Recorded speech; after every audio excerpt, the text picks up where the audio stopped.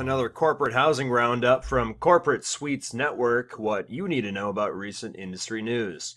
This week is everything from airline industry news, a national corporate housing cost comparison, why veterans should get involved in corporate housing, and a hospitality technology study. If you're a corporate traveler used to staying in corporate housing, then you're most likely fairly comfortable with the airline industry, or even more likely, fairly uncomfortable. PC Housing's blog this week reported on some recent airline trends, some a little unsettling. Does it seem like airline computers are crashing more? Bloomberg certainly thinks so in a recent article.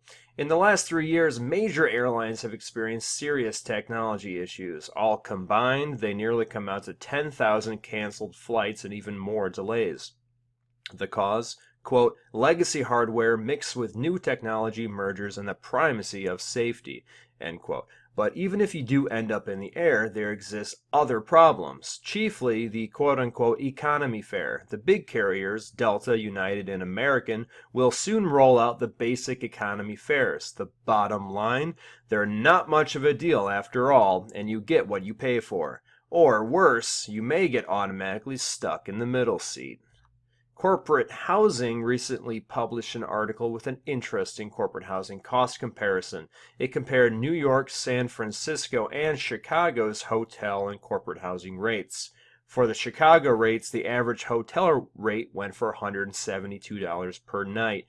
Compare that with the corporate housing average rates of $112 for a studio and $133 for a one-bedroom apartment.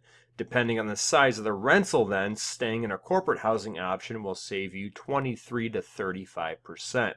Oh, and the best part, if you stay in a corporate housing longer than 30 days, it's generally tax-free. Corporate Housing Providers Association, a trade association dedicated to supporting corporate housing providers like us, traded a guest blogger from Avenue West, Jennifer Yick, to discuss the 5 reasons veterans should consider employment and entrepreneurship in corporate housing and property management. Yick, a veteran herself, broke it down into 5 succinct points. Veterans operate well under pressure. Veterans are organized and detail-oriented. Veterans thrive at non-traditional jobs. Veterans excel at communication. And veterans are trustworthy. One of the biggest industry outlooks did not come from the ranks of corporate housing providers, but from the hospitality industry. Hospitality Technology, a magazine, released its annual lodging technology study, and many parallels to the corporate housing industry can be found from its findings. Out of all of the respondents to the study, half responded that IT budgets would increase in 2017.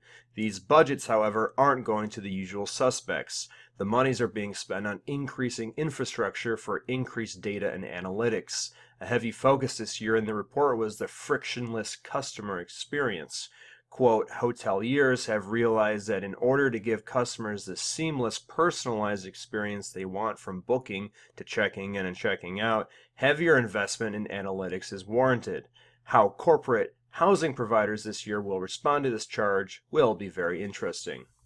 And that's another wrap-up for this week's Corporate Housing Roundup from Corporate Suites Network, headquartered in beautiful Chicago. For all of your corporate housing and short-term rental needs, visit us at www.csnhousing.com or call us at 1-800-833-0331.